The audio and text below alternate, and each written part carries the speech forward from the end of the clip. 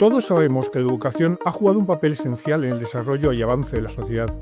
Sus mayores niveles suelen coincidir con los de bienestar y riqueza. Los cambios en las necesidades de los mercados y organizaciones, la existencia de recursos como Internet y la entrada de tecnologías disruptivas como la inteligencia artificial nos llevan a preguntarnos qué panorama veremos en los colegios dentro de 20 o 30 años. Para hablar de ello, tenemos hoy a Juan Núñez Colás, socio director en OTB Innova, profesor universitario y experto en innovación educativa. Juan, bienvenido al podcast Mentes Futuras. Muchísimas gracias, Alberto. Un placer estar aquí. Oye, para empezar, como siempre hago en Mentes Futuras, cuéntanos, ¿qué es y para qué sirve la educación así en términos generales? Bueno, arranco con esta pregunta y te diría, igual la podríamos dejar como única pregunta de todo el podcast, porque si fuéramos capaces de responder a esto, lo tendríamos todo solucionado ya, ¿no? O sea, yo creo que es el gran tema, ¿no? Y de hecho creo que es el gran tema que los sistemas educativos no tienen resueltos hoy en día, no la tienen resuelta. Esta pregunta no está respondida. ¿Por qué? Porque hay incoherencias entre lo que dice que quiere y lo que realmente hace. Y estas incoherencias las arrastramos desde la época de la Revolución Francesa, o sea, que cuando nacieron los grandes sistemas tal y como hoy los conocemos. Entonces, claro, nosotros, o los sistemas educativos, por ejemplo, cuando lees los preámbulos de las leyes, ¿no? Pues hablan de formar, de acompañar a personas libres, autónomas, capaces de mirar al mundo, capaces de mejorarlo, ¿no? Pero luego de transmitir una cosmovisión, ¿no? Incluso ya tenemos pues, todos nuestros marcos de referencia, los Objetivos de Desarrollo Sostenible. Pero luego el día a día de las aulas e incluso de los siguientes niveles estratégicos en educación, pues nos hablan de cosas distintas, ¿no? Nos hablan de la necesidad de hacer que los alumnos aprendan cosas caiga quien caiga, de tener a las personas controladas en un espacio en el que no se confía en ellos, en el que no se les da autonomía, con unas metodologías que tienen mucho más que ver con lo industrial que con lo creativo. Bueno, pasan cosas, ¿no? Entonces, yo creo que esa es la gran pregunta. Claro, yo me quedaría con la primera. O sea, yo creo que la educación tiene como dos grandes objetivos, dos grandes para qué, ¿no? El primero es transmitir un conjunto de normas, valores, cosmovisiones, ¿no? y, digamos, sostener una forma de entender el mundo. Y luego la segunda es preparar a personas capaces de transformarlo. Yo creo que son como estos dos grandes aspectos. Entonces yo me quedaría con eso, ¿no? Este es el para qué de la educación. ¿Qué pasa en el día a día hoy en nuestros sistemas educativos, digamos, occidentales? Pues que hay honrosas excepciones a nivel estratégico y a nivel puntual, ¿no? de agrupaciones, de centros educativos, de proyectos, de instituciones, pero el sistema en sí es un sistema que tiene muchas inconsistencias y muchas incoherencias, ¿no? Y fíjate, para arrancar y ofrecer un poco de marco, te diría, hay algunos conceptos pedagógicos que aplican, o sea, que normalmente se estudian pensando en el día a día de la relación profesor-alumno, pero que a mí me parece que tienen mucho que ver con cómo están estructurados los sistemas. Voy a nombrar solo dos, ¿no? Uno es el efecto Pigmalión. El efecto Pigmalión, que es muy conocido también en otros ámbitos sociales y de conocimiento, ¿no? Tiene que ver con esto de la profecía autocumplida. Y aplicado al alumno o a la alumna es las expectativas que tengo sobre ellos tienden a cumplirse como docente. Pero claro, si escalamos hasta el nivel sistema, pues las expectativas que realmente, no las que dice que tiene, sino las que realmente tiene sobre los alumnos, tienden a cumplirse. Pero también sobre los profesores, también sobre los equipos directivos, también sobre la inspección, ¿no? Entonces, al final, claro, un sistema que está en tengamos a la gente controlada y pensemos que están ahí para hacer lo que yo les digo, pues al final acaban estando y sintiendo que viven bien en el control. Entonces, la primera idea es el sistema en sí es un gran efecto Pigmalión sobre todos los que formamos parte de él, ¿no? Y luego hay otro concepto que me encanta contarle a los profesores, que es el currículo oculto. El currículo oculto es aquello que el docente, bueno, nos ocurre a todos, en cualquier ámbito profesional y personal, pero bueno, yo lo llevo a mi campo, que es el que manejo, viene a decir cualquier ser humano, cualquier docente, transmite mucho más a partir de esas cosas que no es capaz de explicitar o que no hace de manera explícita que lo que transmite de manera explícita. Es decir, cómo soy, cómo visto, cómo me relaciono, cómo hablo, cómo estoy en el mundo, cómo reacciono ante, ¿no? Estas cosas que hacemos de manera natural, y que nos salen de manera inconsciente casi, dicen más de nosotros que lo que decimos digamos, de manera explícita en el aula. Y esto le ocurre también al sistema. Entonces, el sistema tiene un currículo oculto que es realmente lo que dice sin ser consciente de que lo dice. Y ahí es donde aparecen las grandes incoherencias. Entonces, sin querer ser muy catastrofista ahora de arranque del podcast, te diría, yo creo que hay estos dos grandes aspectos, ¿no? Que son transmitir un conjunto de valores, de estructuras, de formas de estar en el mundo y luego contribuir a que haya personas capaces de transformarlas y mejorarlas, ¿no? De hacerlo, no sé, más inclusivo, más libre, no sé, como queramos verlo ahí cada uno. Pero que hay muchas incoherencias que todavía están sin solucionar. Yo, así por cerrar esta primera pregunta. Visto el panorama que hay hoy, ahora es cuando damos el salto especulativo, visionario, nos vamos a un colegio, cualquier sitio para los alumnos de hasta 16 años y te pregunto, para ir para el año 2040, 2050, ¿qué materias crees que estarían impartiendo? Voy a hacer digamos, como un enganche entre la primera pregunta y la segunda para decir, claro, podemos imaginar diferentes futuros posibles, obviamente, ¿no? Entiendo que, claro, cuando estamos imaginando, pues imaginamos lo que nos apetezca, tenemos dos grandes futuros, ¿no? Hay un futuro distópico y un futuro utópico, ¿bien? No me voy a meter todavía ahí, pero es verdad que a lo largo de la conversación, pues seguro que vamos aterrizando más en uno o en otro, ¿no? Pero te diría, primera cuestión, bueno, intuyo que las materias van a ser distintas, ¿vale? Primera. Ahora avanzo en la respuesta, ¿eh? Segunda cuestión por enmarcar un poco. O sea, yo creo que Matrix y Terminator le han hecho, o sea, me parecen grandes películas y me divierten mucho, sobre todo Matrix, ¿no? Que me parece filosóficamente hablando todo una obra de arte, pero me parece que le han hecho mucho mal al pensamiento sobre los futuros que nos esperan, ¿no? Y entonces yo creo que la gente habla de la IA y ya se imagina, ¿no?, a los robots lanzando láser contra un ejército de hombres que quieren luchar por su libertad. Dicho esto, obviamente la tecnología lo inundará todo. Esto yo creo que no se le escapa a nadie. O si nos vamos ya a un futuro, no sé si utópico realmente o el más distópico, o el más utópico o el más distópico, un futuro en el que no haya tecnología, ¿no? Que ya hayamos acabado con ella porque no había manera. Pero bueno, no me quiero meter en ese lío. Vamos a seguir evolucionando en la línea en la que estamos. Entonces la tecnología lo invade todo. Entonces vería como en este espacio vería como dos grandes bloques de materias, por aterrizar la pregunta a lo que me preguntabas literalmente. Entonces diría, una relacionada con esto, relacionada con la tecnología.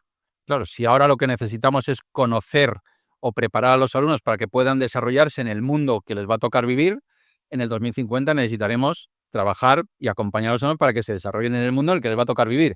Entonces entiendo que materias sobre gestión de IA, trabajo con algoritmos, ciberseguridad, programación, gestión robótica, no sé, habrá una serie de materias orientadas a esta parte.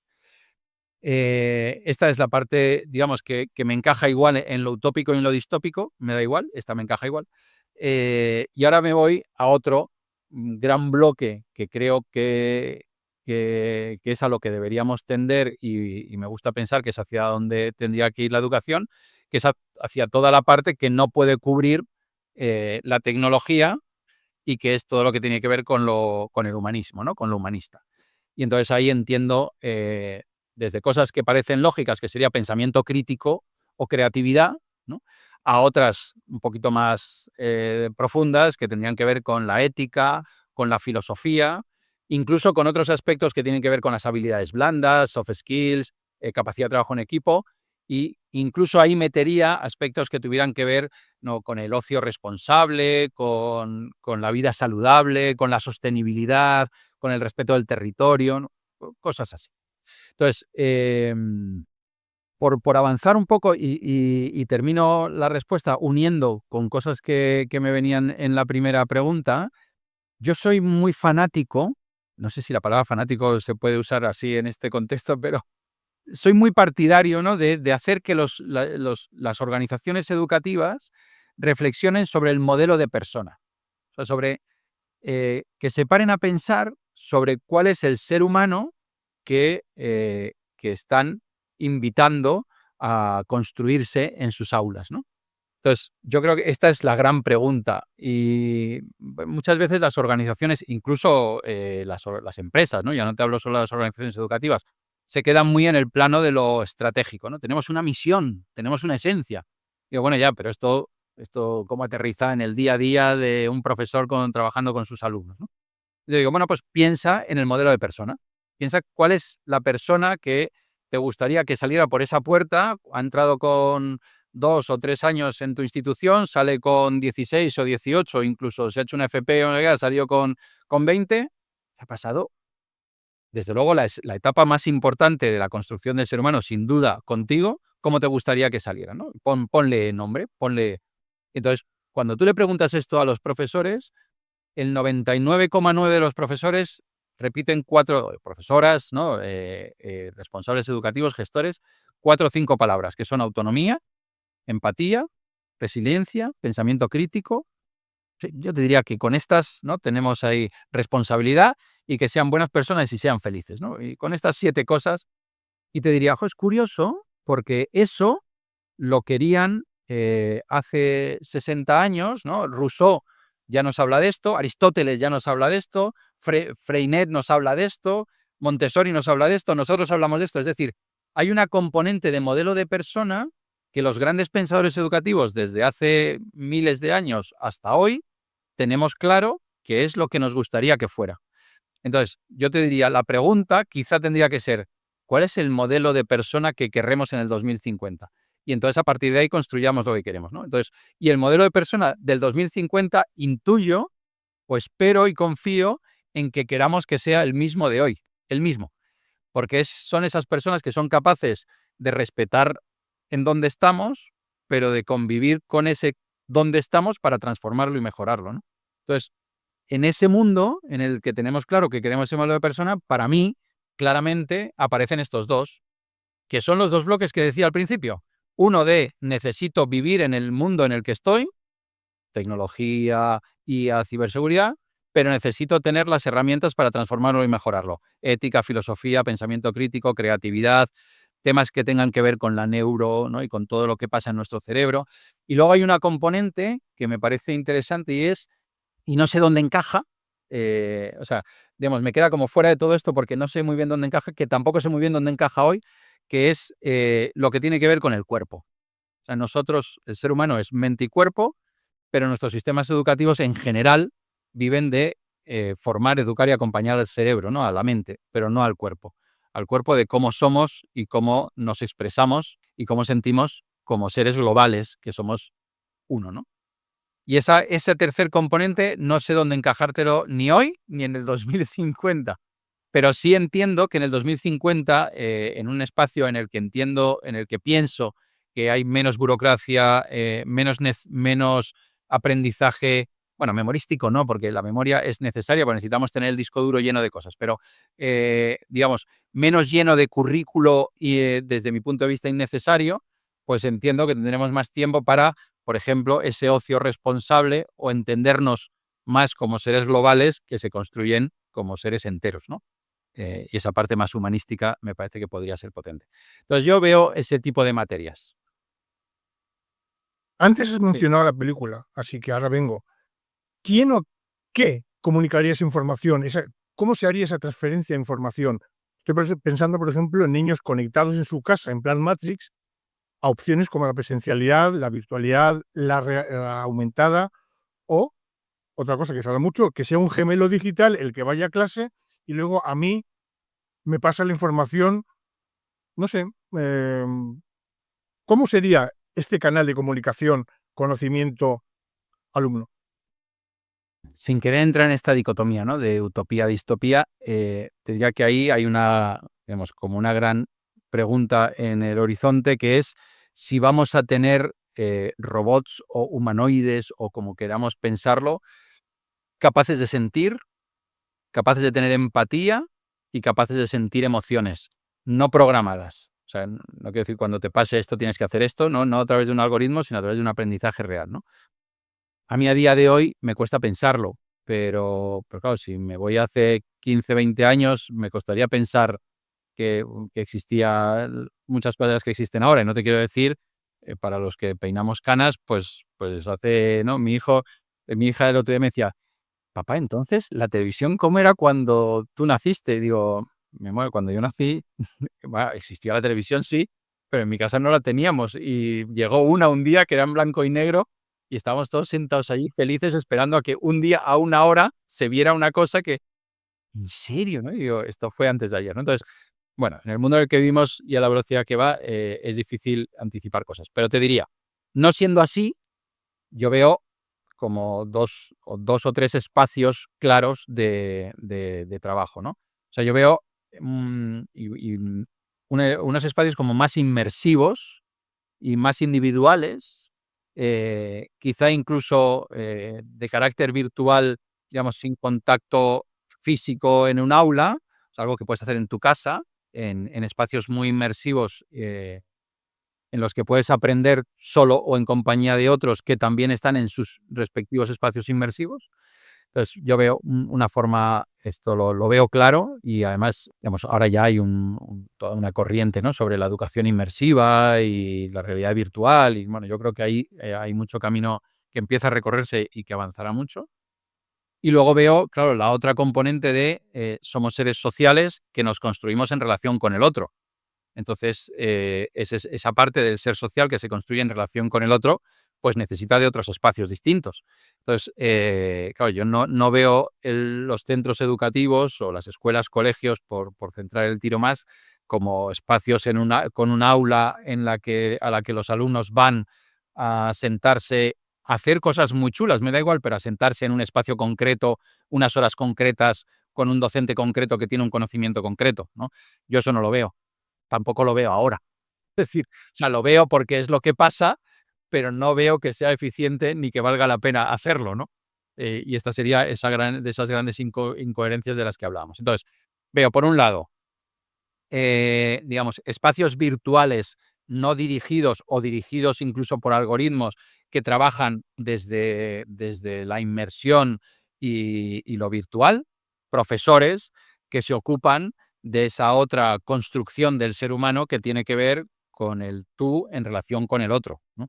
Y entonces ahí veo esos espacios que tienen que ver con profesores con otras habilidades distintas y otros conocimientos distintos de los que tienen ahora, podemos entrar en eso luego si quieres, y luego con otras metodologías, que podemos entrar ahora si quieres.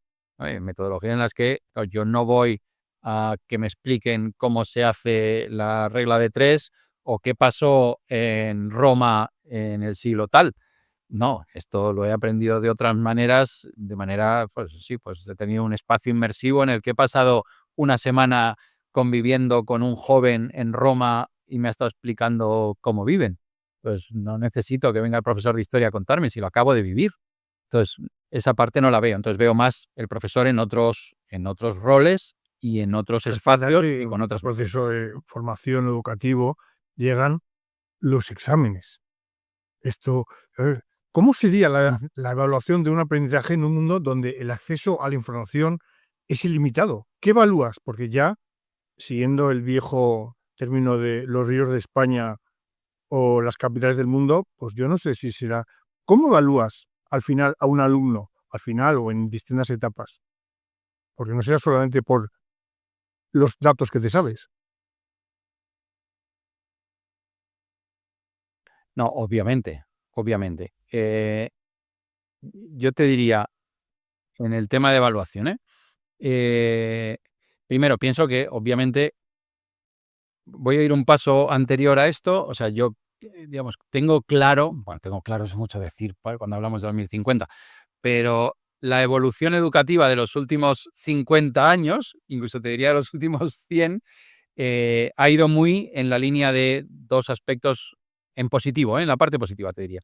Bueno, muchas claves, ¿no? Y cualquier pedagogo diría, dos nada más, ha sido también esto y también esto. Pero digo yo, en el contexto en el que estamos, pongo el foco en dos, yo diría las competencias y la personalización del aprendizaje. O sea, puedes hablar de la extensión de la educación a toda la sociedad, bueno, ya está, puedes hablar de muchas cosas, Pero así de dos cosas que nos interesaron, yo hablaría de personalización y competencias, ¿no? Y yo creo que ahí es donde están dos claves de cómo será la evaluación, ¿no? Primero, vamos a tener en estos espacios inmersivos gestionados por algoritmos y, claro, ojalá la programación de esos algoritmos las hagan personas que entienden qué es lo que queremos realmente de la educación, porque yo creo que ahí va a haber una de las grandes claves. O sea, ¿quiénes educan a los algoritmos que van a educar a nuestros alumnos? Bueno, a educar, no voy a usar, voy a, pues, si quieres, a formar, ¿no? A formar, la parte de educación la dejamos para otro lado, pero ¿quiénes educan a los algoritmos que van a formar a nuestros niños y jóvenes, ¿no? Entonces, entendiendo que tenemos esos algoritmos bien educados, ¿no? Hay una parte que va a tener que ver con una evaluación continua y permanente en estos espacios de los que hablábamos, ¿no? Más virtuales, más inmersivos, más IA, ¿no? Más de realidad virtual. Y esa evaluación va a ser continua y permanente. Y además basada en una cantidad de datos y de factores que ahora cualquier docente es imposible de atisbar, o sea, es imposible que gestione, ¿no? Comentarios, movimientos, sensaciones, intereses. Y claro, en un espacio inmersivo, me voy a la Roma de la que hablábamos antes, en el que el algoritmo entiende cuáles son mis intereses, porque a mí me encanta el mar, y pues de repente me lleva a Cartago y no me lleva a no sé dónde, y entonces allí vivo, tal, y bueno, entonces ahí va a haber una serie de situaciones o de espacios de evaluación continua que van a dar mucha información. Y luego creo que está la otra parte, ¿no? de evaluarte no en tu conocimiento, y te diría ni en tus competencias, sino en quién eres tú como ser humano, ¿no? Esa es esa parte que para mi gusto falta en la educación de hoy también y que viene a decirnos no cómo tienes que ser, sino quién eres, hazte consciente de quién eres y piénsate en cómo quieres ser y actúa en consecuencia, ¿no? Y que el sistema te ofrezca esta posibilidad. Y ahí hay una parte de evaluación que sí que entiendo y diría, espero que esté en manos de personas que son seres humanos, separando ambas palabras. O sea, no seres humanos, sino seres que son humanos, ¿no? Y una última cuestión aquí, y es hacer una diferenciación por etapas educativas. Digamos, pequeña, pero la quiero dejar por si quien esté escuchando esto en algún momento dice, bueno, y esto un niño de 2 años, un niño de 1 año, un niño de... Entonces, a mí me parece que hay unas etapas, no me parece a mí, los expertos educativos y las expertas y los grandes pensadores y las grandes pensadoras de educación a lo largo de la historia, pues, pues, pues han estudiado cuáles son las grandes etapas de la construcción del ser humano, ¿no? Y a mí me parece que hasta los 6, 7, 8 años hay unos tiempos de construcción que requieren mucho de una atención diferente de la que requieres entre los 8 y los 10 y el resto de tu vida. Entonces, a mí me parece que yo quizá en un mundo utópico pensaría también en espacios en los que los niños y las niñas que nacen y viven entre los 0 y los 8 años tienen unos espacios, pues ya puestos a imaginar en la utopía, unos espacios de mucha confianza, de mucho respeto, en los que la tecnología no juega ningún papel más allá de ayudar a las personas que estén allí, pero no en la relación o en el vínculo que se genera entre el profesor, la profesora o el acompañante que está allí y el niño. Y luego a partir de los 8 años igual ya encajamos todo esto que acabo de decir. Esto de adaptar, no sé, la educación por tramos de edad, que al final es hablar un poco de conectarlo con el momento de madurez del niño, de cómo se halla, me trae a la cabeza la pregunta sobre ¿y esto cómo se haría? Es decir, ¿veremos allá por el 2050, 2040, 2060 metodologías nuevas o evolucionadas para formar? Por ejemplo, también hoy leemos mucho que la capacidad de atención de alumnos y de adultos está bajando mucho.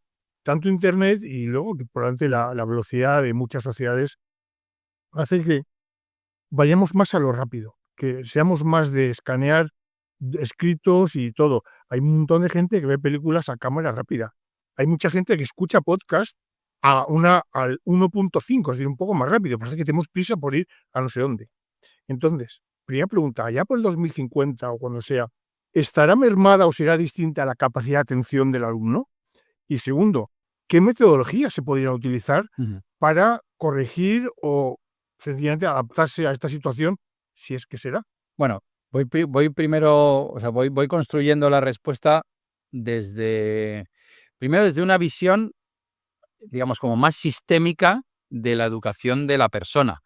Porque estamos como muy centrados y está bien, ¿no? Porque además era el objeto de la charla, pero nos hemos centrado mucho en el mundo escuela, pero obviamente la educación tiene que ver con algo mucho más complejo que eso, que tiene que ver, y ya no me voy a la familia, sino me voy a la sociedad en su conjunto. Pues claro, cuando hablamos de el alumno tendrá mermadas sus capacidades, pues en la medida en que la sociedad evolucione en esa dirección, ¿no?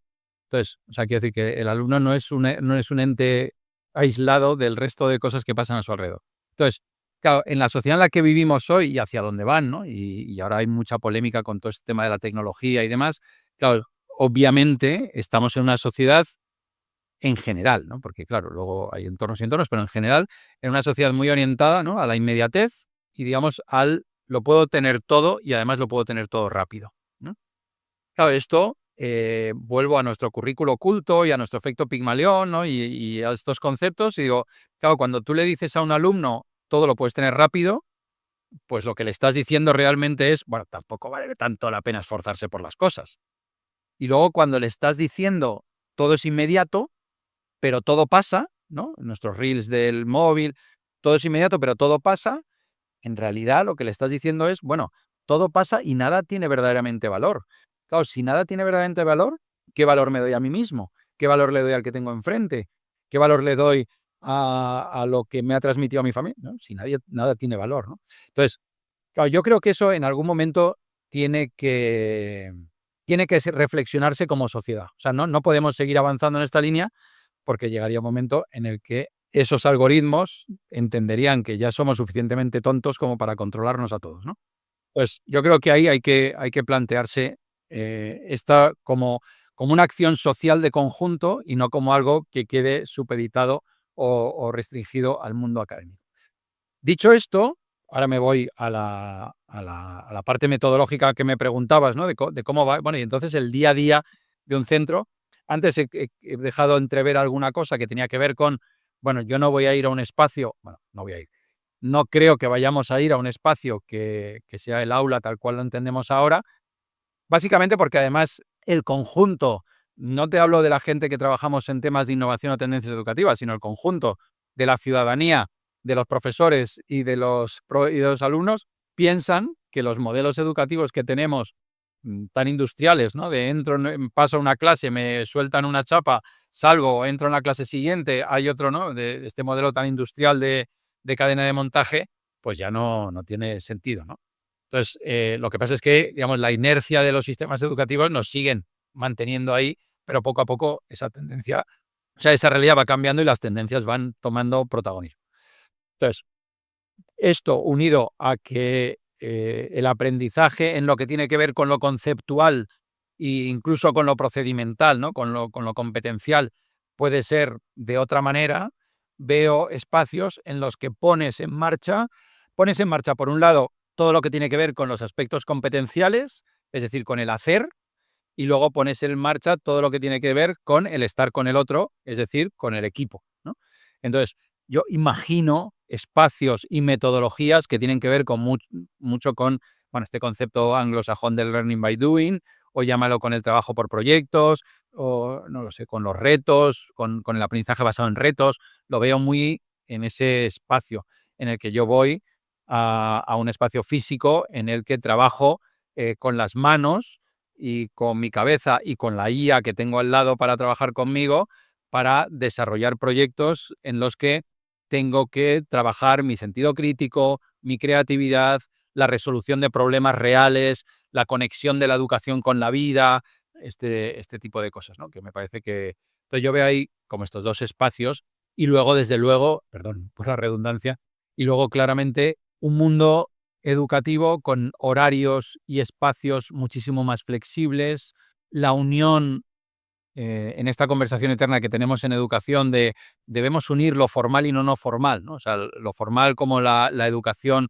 estructurada, arreglada, esta que me ponen notas, ¿no? Y la educación no formal que tiene más que ver con eso que hago cuando salgo del cole o en el cole, pero en otros espacios y en otros tiempos, ¿no? Incluso con la educación que llamamos en pedagogía la educación informal, que es esa que me llega y ni soy consciente, ¿no? Cuando estoy viendo la tele, cuando estoy conversando con mi familia y tal. Entonces, esos 3 espacios, y sobre todo los 2 primeros, la educación de la formal y la no formal, en horarios y espacios y tiempos muchísimo más flexibles, con itinerarios de aprendizaje muy personalizados, en los que trabajo en equipo, pero esos equipos son absolutamente flexibles y no tienen por qué agruparse ni por edades, ni por capacidades, ni por grandes proyectos o retos que tengo, o por afinidades a nivel personal o a nivel, digamos, académico o intelectual. Sí, imagino eso en un mundo muy utópico, la verdad. Ahora, según me estoy escuchando, digo, oye, qué bonito sería esto, yo quiero estar ahí, ¿no? Y gestionar eso, pero bueno, no sé dónde andaré yo para el 2050. Visto esto que cuentas, cambiando un poco de tercio, quería preguntarte sobre el rol que tendrán las grandes empresas y las organizaciones privadas en la educación del 2050 o 60 o más allá. ¿Tú crees que será positiva o negativa la influencia de una presencia cada vez más importante de corporaciones y cosas así que probablemente pues quieran coger una porción importante de la tarta de la educación? Bueno, mira, aquí sí voy a entrar de lleno en los 2 futuros, ¿no? A por El ello. utópico y el distópico, voy a entrar de lleno. Sí, pues me parece que aquí sí ya entramos, ¿no? Voy a poner todas las cartas sobre la mesa. Entonces, yo imagino 2 futuros, ¿no? Y de esto hablábamos al principio, pero imagino 2 futuros. Los voy a apuntalar un poquito. Me voy a un futuro distópico, en el que pasarían cosas como, primero, la educación estaría muy deshumanizada. Es decir, la IA, los robots, los chips, no lo sé, llámalo como quieras, o el nombre que le pongamos dentro de unos años, lo invaden todo, ¿no? Entonces, se ocupan desde los más pequeños, en una educación controlada por algoritmos, muy vigilada, muy controlada y muy alienante, ¿no? Entonces, este para mí es el gran futuro distópico, en el que Aquello más las alienante. escuelas, sí, o sea, hay un sistema, hay un modelo educativo que tiene por encima un sistema social muy estructurado, dictatorial, te diría, desde el punto de vista tecnológico, en el que y entonces los algoritmos que van formando a las personas que están ahí, en esos momentos de formación, en esas edades más educativas, pues viven bajo ese paraguas de unos algoritmos y una IA que te dice qué es lo que tienes que aprender, pero no a nivel conceptual, sino cómo tienes que ser para poder formar parte de ese sistema, ¿no? Pues, y ahí me voy un poco a ese mundo, por eso digo, estar muy alienado por el sistema. De manera que esa parte que hoy, iba a decir odio, ¿no? Pero bueno, no comparto de nuestro sistema educativo, que es estos espacios en los que los papás y las mamás dejan a sus niños porque se tienen que ir a trabajar, ¿no? Y me da igual un poco lo que pase, tengo ahí, llámalo instituto, colegio o llámalo cárcel, me da igual, el concepto es básicamente el mismo, yo te llevo, te tengo ahí encerrado y te saco luego para que estés a mi cargo, ¿no? Entonces, veo un poco ese espacio, o sea, ese mundo distópico. Claro, en ese mundo distópico las grandes tecnológicas juegan un papel fundamental, ¿no? No sé si las de ahora u otras nuevas que aparecieran u otras gestionadas y generadas por la IA y los propios algoritmos. Pero ahí veo un futuro distópico claro y digamos, no especialmente extraño. O sea, quiero decir que no es algo que imagine de, es imposible. No, no, para nada, ¿no? Entonces, este es uno. Ahora me voy a mi espacio utópico, ¿no? A un modelo de educación utópico 2050.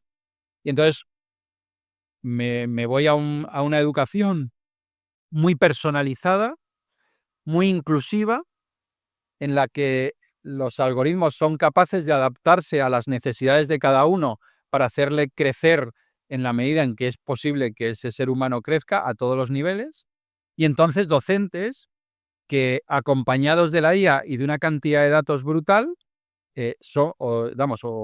junto a un montón de datos, son capaces de acompañar a sus alumnos en conformarse como seres humanos libres, autónomos y demás, ¿no? Y además y ya si algún docente escucha esto en algún momento de su vida, un espacio en el que la burocracia y digamos, toda la parte administrativa que muchas veces ahoga a los equipos docentes, y ya no te quiero decir a los equipos directivos, está obviada, porque ya lo hace la tecnología, ¿no? Entonces, los docentes y los gestores y los acompañantes, ¿no? Y podemos hablar ahora un poquito del perfil del profesor, se dedican a lo que es verdaderamente humano, no a lo que es verdaderamente administrativo o de gestión, ¿no? Y entonces veo una educación muy centrada, bueno, en cosas que hablamos ahora como la ética del cuidado, el bienestar, ¿sabes? La salud integral de la persona, bueno, estas cosas, ¿no? Vale, entonces, apuntalados mi futuro distópico y mi futuro utópico de la educación, ahí las empresas tecnológicas, pues claro, juegan un papel absolutamente brutal. Y junto a ellas, diría, como, no sé si es la palabra, igual se me llena demasiado la boca, pero los grandes organismos internacionales, ¿no? O sea, esos espacios de los que nos hemos dotado como humanidad para ponernos normas y marcos de vida y de actuación. Entonces, claro, si mezclas eso, pues yo te diría que quien gane la batalla nos llevará hacia un futuro u otro, o si tenemos la suerte de que seamos capaces de unir progreso, alimentar, digamos, la vaca o la gallina de los huevos de oro de las grandes empresas tecnológicas y de las que vendrán, y su necesidad de ganar dinero y poder, con alguien en esos espacios y en esas grandes empresas o grandes instituciones o grandes organizaciones que tenga la suficientemente preclara como para decir, si avanzamos en determinada dirección es pan para hoy, hambre para mañana; si avanzamos en la otra, esta gallina de los huevos de oro la podemos mantener durante mucho tiempo, y además, vamos, en este win-win, ¿no? De necesitamos a la tecnología, pero además podemos crear un mundo mejor, ¿no? Entonces, para mí, yo creo que las tecnológicas a pequeña escala están bastante en esto. Yo creo que a día de hoy, y fíjate que, o sea, te diría que no es un mundo en el que yo me mueva con soltura, pero lo que veo así en mi día a día de mi tarea profesional, te diría, hay muchas grandes tecnológicas con preocupaciones pues, que tienen que ver con la privacidad de los datos de los niños, con las estructuras de no sé qué, con las herramientas que ofrezco, que trabajen no sé qué, con los contenidos que alguien te puede decir, ya, pero esto es mero maquillaje, y alguien te puede decir, no, no, es que tenemos esa conciencia, no voy a entrar ahí, pues no es objeto de debate pero ya hay cosas. Pero claro, pero hay unos accionistas, hay unas grandes corporaciones, hay programadores de algoritmos, hay gente que está pensando en cómo hago que el niño cuando habla, o el joven o el adulto, cuando abra el primer reel de Instagram o de Facebook o de lo que toque, no despegue de allí las 2 horas, y cuando lleve 2 horas diga, ¿qué han pasado? 5 minutos. Entonces, bueno, si a eso somos capaces de darle la vuelta como grandes organizaciones o como pequeñas organizaciones, como instituciones internacionales, yo creo que podemos ir hacia futuros en los que las tecnológicas jueguen un papel importantísimo, pero hacia un mundo más utópico, o por lo menos una pequeña mezcla, ¿no? De mezcle estos dos, agítese y sale el cóctel, ¿no? Pensando ahora un Diría poco que a por ahí. nivel global, mundial, de la misma forma que hay una brecha en el acceso al agua o a la energía, a la comida, a la alimentación, hoy hay cierta brecha educativa. ¿Esta brecha dentro de 20 o 30 años será igual, se habrá atenuado, se habrá disparado? ¿Qué veremos dentro de ese tiempo? Sí, o sea, yo veo, o sea, esta pregunta la afrontaría con cierto temor, con cierto temor. ¿Por qué?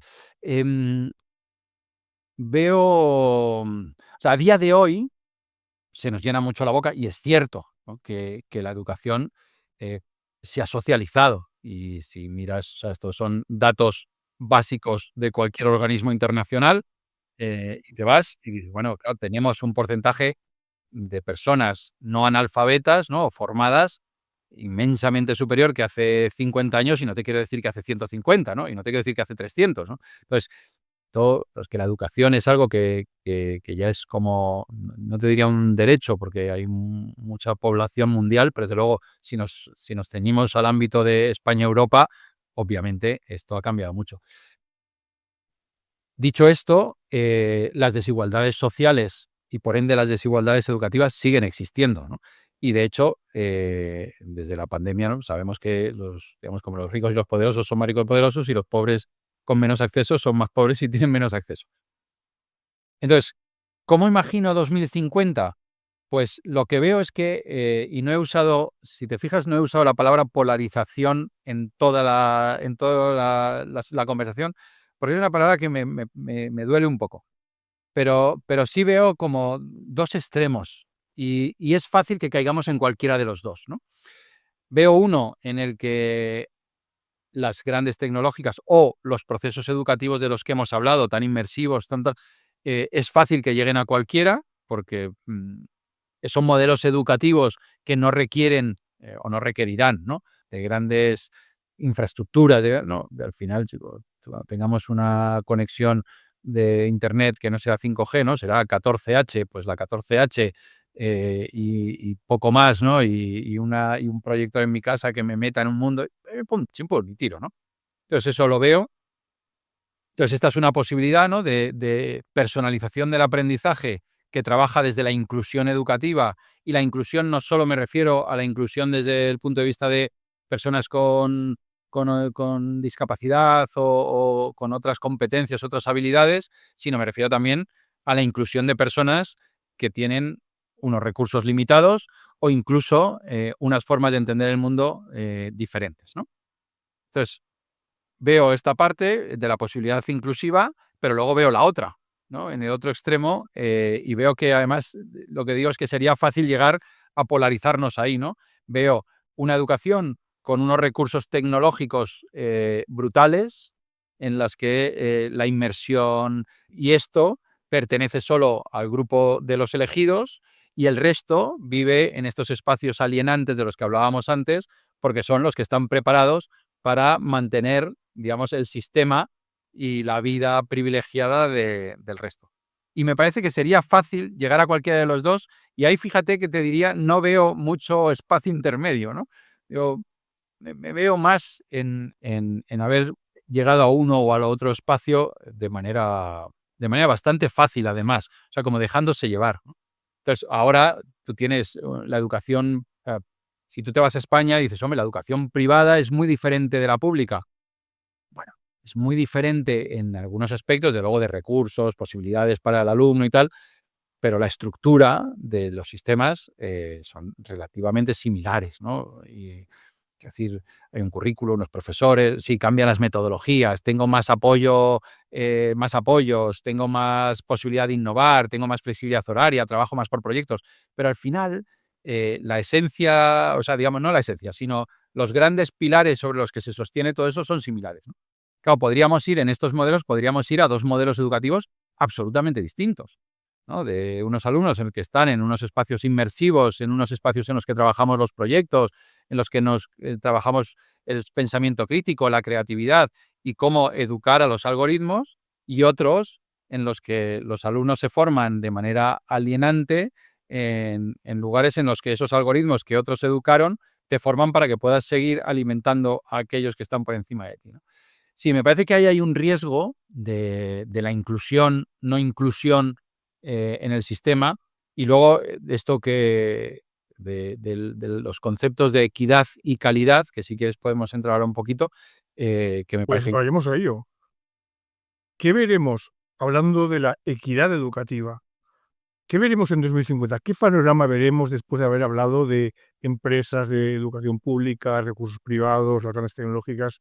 ¿Qué sería la equidad educativa allá por el 2050, 2060? Bueno, comento primero brevemente los dos conceptos, vamos, para enmarcar, y sobre todo porque luego se entienden cosas distintas. Entonces, bueno, yo voy a dar una percepción así sencilla. Entonces, entendemos por equidad educativa, digamos, la capacidad de un sistema de poner al servicio o los recursos al servicio de cada uno de las partes del sistema, fundamentalmente de sus alumnos y alumnas, los recursos necesarios que cada uno necesita en cada momento para poder desarrollarse de la mejor manera posible. Entonces, esto es la equidad educativa. La equidad educativa, digamos, que estaría en contrapartida del café para todos. Entonces, yo necesito este apoyo, lo tienes, y tú no necesitas, no lo tienes, pero ahora necesitas esta otra cosa, lo tienes, y Y esta es una discusión muy importante en los sistemas educativos, tanto en lo estratégico a nivel supranacional como en el día a día de los centros educativos, ¿no? ¿A quién le pongo esta atención? Y claro, cuando los recursos son limitados, pues esta decisión es crítica, ¿no? Para el día a día de las aulas y para el día de los sistemas educativos. Entonces tenemos el concepto de equidad. Junto al concepto de equidad normalmente aparece siempre el concepto calidad. Claro, el concepto calidad es: tengo los recursos educativos para que todo el mundo lo tenga todo, para que nos entendamos, ¿no? Para que todo el mundo tenga la educación perfecta y maravillosa. Claro, cuando los recursos son limitados, aparece la discusión entre ¿doy calidad o doy equidad? Porque si doy equidad, tengo que retraer recursos de la calidad para poder atender a todas las personas que lo necesitan. Bien, en esta discusión, claro, lo fácil es decir, bueno, pues ya está, tú pones muchísimos recursos en el sistema y entonces puedes dar equidad y calidad, ¿no? Entonces, si pudiéramos pensar en un mundo de recursos ilimitados, pues ya está, la respuesta está, ¿no? Es fácil y tiene fácil solución.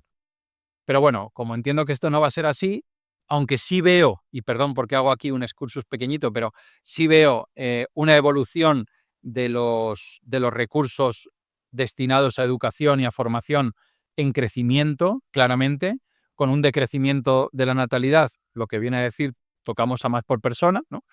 Pero bueno, dicho esto, cuando voy a equidad y calidad, yo imagino una educación con muchísima más equidad, con muchísimo más. ¿Y por qué? Pues porque existen los algoritmos que son capaces de pensar qué es lo que realmente alguien necesita si le das las herramientas y los datos necesarios, ¿no? Entonces, eso uno, en la parte, digamos, más educativa del día a día, pero luego me voy a la parte de gestión. O sea, yo me imagino también que, y no nos hemos metido en este berenjenal, pero pienso en los grandes gestores educativos, en las grandes personas que tienen que tomar decisiones. Entonces entiendo que esas personas también se valdrán, pues, de la IA y del Big Data y de las diferentes evoluciones de todo eso que vengan a futuro para poder tomar decisiones en relación a cómo tenemos que montar los sistemas educativos. Entonces los sistemas educativos serán más eficientes. Y si quiero pensar en eficiencia del sistema y equidad, pienso que son más eficientes para identificar dónde están las necesidades y ponerlas para que esas necesidades, para que esos recursos que ponga cubran esas necesidades y ya podamos sacar esos recursos de ahí para ponerlas en otro sitio, porque las necesidades ya se han cubierto. Entonces, bueno, pienso en un modelo claramente más equitativo, gracias precisamente a que tanto a nivel nacional, supranacional y a nivel grandes gestores del sistema, como en el día a día de los centros educativos y de las instituciones educativas, la tecnología nos permite tomar conciencia de cosas gracias a los datos y organizar de manera eficiente los recursos con los que contamos. Por ahí. Y ahí me quedaría con equidad-calidad. Que ya sabes que un presupuesto es un asunto de suma cero. Es decir, lo que coges de un sitio, en fin, que ya para terminar, me preguntaba, esos nuevos modelos educativos, o no tan nuevos, o más desarrollados, o que incorporan pues, tecnologías, incluso otros enfoques, ¿en qué medida ayudarán a la felicidad y a la mejor salud mental de individuos y de sociedades? Muy fácil pregunta. Sí, es facilísima. Pero bueno, lo bueno de este podcast es que puedes soñar sin problemas, ¿no? Y además, para el 2050, con un poco de suerte, me dará igual quién esté escuchando esto y si esto realmente ha tenido algo de sentido o vivimos en un mundo absolutamente distinto de cualquier cosa que hayamos imaginado. Entonces, en esta posibilidad de imaginar sin prejuicio alguno, primero haría una reflexión que sería, volvamos a una parte a algo que he comentado antes, que es, ¿qué es lo que necesitamos? O sea, ¿cómo necesitamos que sean los seres humanos para que sean humanos? Entonces, ¿cuáles son esas necesidades? Y si te fijas, esas necesidades, vuelvo a esa reflexión que hacíamos hace un ratito, son las mismas desde hace muchísimo tiempo, ¿no? Entonces, el objetivo de la educación, si pensamos en estos dos, y ahora sí que me voy al principio de toda la charla, ¿no? En estos dos grandes modelos de mantener un modelo, una cosmovisión, una estructura, unas normas que nos limitan pero también nos contienen, ¿no? Porque el límite contiene. Entonces, que nos limitan, pero nos contienen y nos ayudan a vivir en sociedad, pero además promueve esta forma de estar en el mundo que me invita a mirar e intentar mejorarlo, o por lo menos identificar problemas y solucionarlos. Entonces, yo la educación la imagino así. Es decir, la misión y la esencia de la educación la imagino igual. Claro, quiero imaginar, sobre todo ahora que estamos cerrando el podcast, ¿no? Quiero imaginar que en ese mantener los porqués profundos de la educación hoy, que es la misma que hace 100 años y que nos decía Aristóteles en su momento, o Rousseau o otros, ¿no? Te diría que si eso lo mezclamos en un cóctel con la posible evolución tecnológica y que podemos tener como sociedad, y la evolución sobre el conocimiento, sobre cómo aprende el ser humano y cómo es feliz el ser humano, que nos permitirá todo con la tecnología, si mezclamos todo eso en un cóctel, quiero pensar que la educación va a ser capaz de trabajar en pro de una sociedad diferente y acompañando a personas que vivan más felices y con una salud no solo mental, sino unos seres humanos que están en el mundo estando, o sea, que son, ¿no? Y que están en el mundo. Y yo creo que si somos capaces de mezclar estas dos, ¿no? Los grandes porqués y preguntárnoslos primero, responderlos después y ser coherente con ellos, tercero, y luego trufar toda esta reflexión de toda la potencia de la tecnología y del progreso que nos viene y que tenemos por delante, sí, yo creo que podemos tener alumnos y sociedades más felices y más conscientes. Sí, lo creo. Hoy hemos podido asomarnos a cómo podría ser el escenario educativo dentro de 20 o 30 años, o vete a saber si más, gracias a Juan Núñez Colás, socio director de OTV Innova, profesor universitario y experto en educación educativa. Juan, muchas gracias por pasarte por Mentes Futuras. Bueno, pues muchísimas gracias. Ha sido un gusto. Siempre estos ejercicios de reflexión sin prejuicios son divertidos e interesantes y diría necesarios, y un gusto haberlo podido compartir contigo, Alberto. Y hasta aquí este episodio de Mentes Futuras, el podcast de quienes ven más allá de hoy. Te esperamos en el próximo.